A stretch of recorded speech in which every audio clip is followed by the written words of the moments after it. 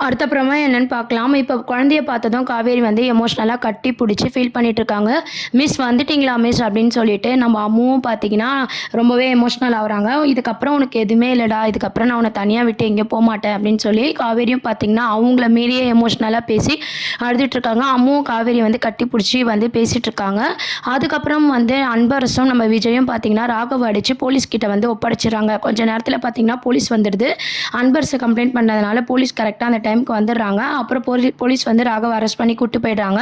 மறுபடியும் நீங்க தப்பு மேல தப்பு பண்ணிட்டுருக்கீங்க. போலீஸ் கிட்டயா மாட்ட வைக்கிறீங்க? உங்க குடும்பத்த என்ன பண்ற பாரு அப்படின்ற மாரி ராகவ் அங்க வந்து சொல்லிட்டு கிளம்பிடுறாரு. அதுக்கப்புறம் விஜய பார்த்த சந்தோஷத்துல அம்மு வந்து ஓடி வந்து டாடின்னு சொல்லி கட்டி புடிச்சுக்கிறாங்க. உடனே விஜய் பார்த்தீங்கன்னா எமோஷனலா அழுதுறாரு. யார் கூப்பிட்டாலும் போக்கூடாது. நீ எப்படி போன? அப்படின்ற மாரி சொல்லும்போது, இல்ல டாடி நீங்க வரமாட்டேன் அப்படின்ற மாரி நீங்க வர வேண்டாம் நான் சொல்லிட்டேன்.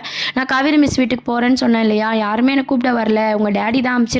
வேலையா இருக்காருன்னு சொல்லி கூப்பிடவும் நான் போயிட்டேன் டாடி அப்படின்ற மாரி அம்மு சொல்றாங்க. இத கேட்ட விஜய் வந்து டாடி வராம இனிமே யார் கூப்பிட்டாலும் நீ போக்கூடாது அப்படின்ற மாரி சொல்றாங்க. உடனே அம்மு பார்த்தீங்கன்னா ஓகே அப்படின்ற மாரி சொல்லிடுறாங்க.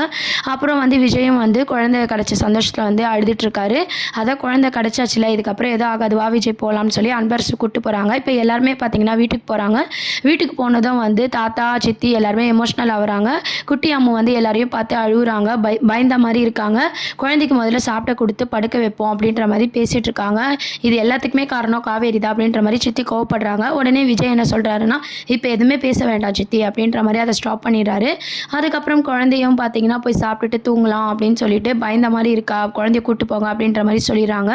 அதுக்கப்புறம் காவேரி டைம் ஆயிடுச்சு நான் கிளம்புறேன் அப்படின்னு சொல்லும்போது, நைட் ஆயிடுச்சு வாங்க அப்படின்ற மாரி நான் கூட்டு போய் விடுறேன் உங்கள அப்படின்ற மாரி விஜய் வந்து சொல்றாரு. உடனே காவேரியும் பார்த்தீங்கன்னா, இல்ல பரவாயில்ல நான் ஆட்டோ பிடிச்சு போய்க்கிறேன் அப்படின்ற மாரி சொல்லிட்டு இருக்காங்க. இந்த நைட்ல நீங்க எப்படி தனியா போவீங்க? நீங்க வாங்க நான் விடுறேன் அப்படின்ற மாரி விஜய் வந்து கூட்டு போறாரு. விஜயும் காவேரியும் தான் பார்த்தீங்கன்னா, கார்ல வந்து தனியா வந்து டிராவல் பண்றாங்க. காவேரி வீட்டுக்கு கூட்டிட்டு போணும் அப்படின்றதுக்காக விஜய் வந்து காவேரிய கூட்டு போறாங்க. அப்பதான் பார்த்தீங்கன்னா, நம்ம காவேரி வந்து சில விஷயங்கள்லாம் வந்து விஜய் வந்து கேட்டு தெரிஞ்சுக்கிறாங்க. இந்த பசுபதி உங்களுக்கு எப்படி தெரியும்? ராகவ எப்படி தெரியும்? எங்க அப்பா க்கு வந்து இவ்வளோ பிரச்சனை அவர் பண்ணிட்டாங்க. எங்க அப்பா இன்னைக்கு எங்க கூட இல்லாததுக்கு காரணமே அவங்க 2 பேர் தான். அவங்கள என்னால மன்னிக்கவும், மறக்கவும் முடியாது அப்படின்ற விஷயத்த காவேரி தெளிவா சொல்லிட்டு இருக்காங்க. உங்களுக்கு என்ன சார் ஆச்சு? அப்படின்னு சொல்லி கேட்கும்போது, அதான் சொன்னேனே மிஸ் என் வைஃப் என்கிட்ட இல்லாம போனது அவங்க 2 பேர் தான் காரணம் அப்படின்ற மாரி விஜயும் சொல்றாங்க. இப்ப எல்லா குடும்பத்தையும் அவங்க தான் கெடுக்குறாங்களா? அப்படின்ற மாரி காவேரி வந்து சொல்லிட்டு இருக்காங்க. அதுக்கப்புறம் டீட்டெயில்ஸா வந்து காவேரி கேட்கும்போது விஜய் வந்து பழசெல்லாம் சொல்லக்கூடாதுன்னு சொல்லி சமாளிச்சுட்டு இருக்காங்க. ஓகே சார் உங்களுக்கு எப்போ தோணுதோ அப்போ சொல்லுங்க அப்படின்ற மாரி காவேரியும் சொல்லி விட்டுறாங்க. அதுக்கப்புறம் பார்த்தீங்கன்னா, ஒரு கட்டத்துக்கு மேல விஜய் வந்து காவேரி கிட்ட மன்னிப்பு கேட்குறாங்க. நான் உங்ககிட்ட ஓவரா அட்வான்டேஜ் எடுத்துக்கிட்டேன். அதனால தானே நீங்க அம்மு கிட்ட இப்படிலாம் நடந்துக்கினீங்க. என்ன மன்னிச்சிடுங்க அப்படின்ற மாரி காவேரி கிட்ட விஜய் மன்னிப்பு கேட்குறாரு. அதுக்கப்புறம் பார்த்தீங்கன்னா, காவேரி என்ன சொல்றாங்கன்னா, நான் தான் எல்லாத்தையுமே தப்பா புரிஞ்சுக்கிட்டேன்.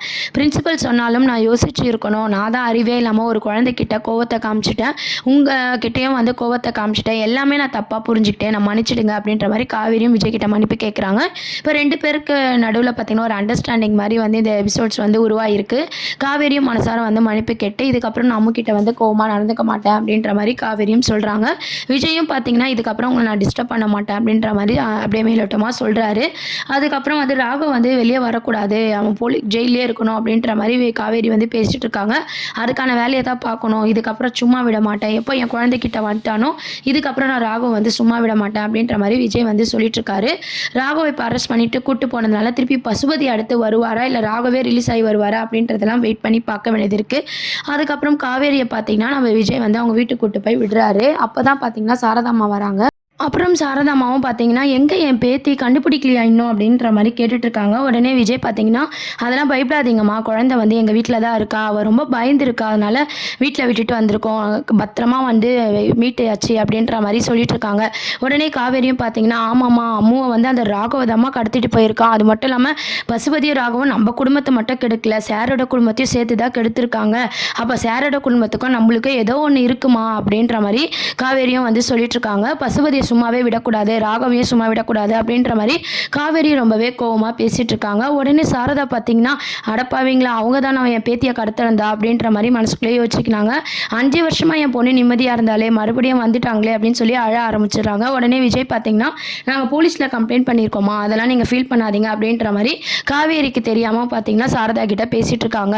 அதுக்கப்புறம் காவேரியும் வீட்ல விட்டுட்டதுக்கப்புறம் விஜய் அங்க வந்து கிளம்புறாரு. விஜய் மேல ஒரு ஒரு லவ் தாட் வந்து நம்ம காவேரிக்கு வந்து ஏற்படுது. ஏன்னா அவர் குழந்தை மேலே பாசமாக இருக்கிற விதமும் சரி, காவேரி சொன்னதும் காவேரி கிட்ட மன்னிப்பு கேட்குறாங்க. இந்த மாதிரி உங்ககிட்ட நான் ஓவராக இதுக்கப்புறம் அட்வான்டேஜ் எடுத்துக்க மாட்டேன் அப்படின்னு சொல்லி விஜய் சொன்ன விஷயம் வந்து காவேரிக்கு பிடிச்சிருக்கு. அதனால் பார்த்தீங்கன்னா விஜய் கிளம்பும்போது காவேரிக்கு வந்து ஒரு லவ் ட்ராக் வந்து கொண்டு வர போகிறாங்க. அதுக்கப்புறம் விஜய் கிளம்பிட்டதுக்கப்புறம் சாரதாம்மா கிட்ட நம்ம காவேரி பேசுகிறாங்க. அங்கே எல்லாருமே வந்து ராகவ் பற்றியும் பசுபதி பற்றியும் பேசின்னு இருந்தாங்க. எனக்கு ஒன்றுமே புரியலம்மா, எல்லா பிரச்சனையும் அவங்க 2 பேரால தான் வருது. நம்ம அப்பா சத்த அன்னைக்கே அவங்கள சும்மா விட்டுருக்கக்கூடாது. பாத்தியா, ஒரு சின்ன குழந்தைய போய் கடத்திருக்காங்க பாரு, ஒரு மனசாட்சி இல்லாமல் அப்படின்னு சொல்லி காவேரி வந்து கோவமாக பேசிகிட்டு இருக்காங்க. சாரதாவும் வந்து இதுக்கப்புறம் எப்படி இவனுங்க என்ன நான் பண்ண போகிறாங்கன்னு தெரியலையே அப்படின்ற மாதிரி மனசில் குழப்பிக்கிட்டே அழுதுட்டு இருக்காங்க. அதுக்கப்புறம் பார்த்தீங்கன்னா கங்காவுக்கு கால் பண்ணி நிவின், யமுனா எல்லாருக்கிட்டையுமே இந்த விஷயத்த வந்து சொல்கிறாங்க. அந்த ராகவ் வந்துட்டாண்டி, இந்த மாதிரி காவேரி பொண்ணை வந்து கடத்திட்டான் அப்படின்னு சொல்லும்போது அவங்களே ரொம்பவே ஷாக் ஆகிட்டாங்க. எப்போம்மா அவன் ஜெயிலில் தானே இருந்தான், ரிலீஸ் ஆகிட்டானா அப்படின்ற மாதிரி கேட்குறாங்க. ஆமாம், ரிலீஸ் ஆகிட்டு குழந்தைய கடத்திட்டான். இப்போது விஜய் தம்பியும் காவேரியை தான் போய் காப்பாற்றி கூப்பிட்டு வந்தாங்க அப்படின்ற மாதிரி சாரதா வந்து எல்லா விஷயத்தையுமே நடந்ததெல்லாம் சொல்லிட்டு இருக்காங்க. நல்ல வேலை குழந்தைக்கு எதுவும் ஆகலை, இவனை சும்மாவே விடக்கூடாது, இவன் திருப்பியும் காவேரி லைஃப்பில் வந்துட்டானா என்னென்னலாம் ஆக போதோ, அவளுக்கு வேற பழச ஞாபகம் இல்லையா அப்படின்னு சொல்லி நிவின் காவேரி பற்றி வந்து ரொம்ப ஃபீல் பண்ணி பேசிகிட்டு இருக்காங்க. கங்கனா, யமுனா எல்லாருமே கான்ஃபரன்ஸில் பார்த்தீங்கன்னா ஃபோனில் வந்து பேசிகிட்டு இருக்காங்க. அதுக்கப்புறம் சாரதா வந்து ரொம்பவே ஃபீல் பண்ணிட்டு இருக்காங்க. தொடர்ந்து இதுக்கப்புறம் ராகவால் என்ன மாதிரி பிரச்சனை வரப்போகுதுன்னு தெரியல. தம்பி வந்து விஜய் தம்பி நான் பார்த்துக்கிறேன்னு சொல்லியிருக்கு, இருந்தாலும் எனக்கு மனசே சரியில்லை அப்படின்ற மாதிரி சாரதா சொல்கிறாங்க. நீ ஒன்றும் வருத்தப்படாதம்மா, நாங்கள் வந்து உன்னை பார்க்குறோம் அப்படின்ற மாதிரி கங்கா யமுனா வந்து சொல்லிட்டு இருக்காங்க. அதுக்கப்புறம் பார்த்தீங்கன்னா வீட்டுக்கு போனதும் விஜய் கிட்ட வந்து தாத்தா வந்து ஒரு விஷயம் பேசணும் அப்படின்ற மாதிரி கூப்பிட்றாரு. சித்தி சித்தப்பா எல்லாருமே பேசிகிட்டு இருக்காங்க. போதும் விஜய், இதுக்கப்புறம் 5 வருஷமாக நீ நிம்மதியாக இருந்த அந்த நிம்மதி எல்லாமே பார்த்தீங்கன்னா எனக்கு ஒரே நாளில் போயிடுச்சுல. குழந்தை கிடச்சிருச்சு, ஆனால் கிடைக்காம போயிருந்தா என்ன ஆயிருக்கும், கொஞ்சம் யோசிச்சு பாரு, இதெல்லாம் உனக்கு தேவையா? 5 வருஷம் நீ நிம்மதியாக தானே இருந்த அப்படின்னு சொல்லி சித்தப்பா பேச ஆரம்பிக்கிறாரு. சித்தியும் பார்த்தீங்கன்னா சித்தப்பாவுக்கு சப்போர்ட் பண்ணுறாங்க. எல்லாமே காவேரியால் தானே அப்படின்ற மாதிரி 2 பேரும் மாறி மாறி பேசிகிட்டு இருக்காங்க. தாத்தாவுக்கும் பார்த்தீங்கன்னா என்ன சொல்கிறதுன்னு தெரியாமல் அப்படியே அவங்க சொல்கிறதுலாம் உண்மைதான் அப்படின்ற மாதிரி அமைதியாக நிற்கிறாரு. உடனே விஜய் என்ன சொல்கிறாங்கன்னா, நீங்கள் பண்ணதெல்லாம் போதும், நீங்கள் பண்ணதெல்லாம் நான் மன்னிச்சதே பெரிய விஷயம். திருப்பியும் காவேரியை பற்றி இந்த வீட்டில் யாருமே பேசாதீங்க. அவன் என் பொண்டாட்டி, அது மட்டும் இல்லாமல் என் குழந்தைக்கு அம்மா வேணும், அந்த குழந்தை உங்களுக்கு என்ன பண்ணுச்சு, இதுக்கப்புறம் இந்த மாதிரிலாம் என்கிட்ட பேசிட்டு திருப்பி வராதிங்க அப்படின்ற மாதிரி சித்தப்பா கிட்ட கண்டிஷனாக வந்து நம்ம விஜய் சொல்லிடுறாரு. அதுக்கப்புறமும் சித்தப்பா கிட்ட ஒரு நன்றியும் சொல்கிறாரு. நீங்கள் மட்டும் இல்லைனா குழந்தைய கண்டுபிடிக்க நான் ரொம்பவே கஷ்டப்பட்டுருக்கணும் சித்தப்பா, நான் என்றைக்குமே இந்த உதவியை நான் மறக்க மாட்டேன் அப்படின்னு சொல்லிட்டு அன்பரசு கிட்ட வந்து நம்ம விஜய் வந்து நன்றி சொல்கிறாரு. ஏன்னு பார்த்தீங்கன்னா என்ன தான் வந்து அன்பரசு வந்து ஒரு வில்லனாக நம்மளுக்கு காமிச்சிருந்தாலும் இன்னைக்கு எபிசோடில் முழுக்க முழுக்க அந்த அம்முக்குட்டியை வந்து கண்டுபிடிக்கிற விதத்தில் வந்து அன்பர்ஸ் வந்து விஜய்க்கு பெருசாக வந்து ஹெல்ப் பண்ணியிருக்காரு. அதனால் விஜயும் பார்த்தீங்கன்னா நன்றி சொல்கிறாரு. அந்த கேரக்டரை வந்து பாசிட்டிவாக கொண்டு போயிருக்கிறது வந்து ஒரு ப்ளஸ் பாயிண்ட்டாக இருக்குது.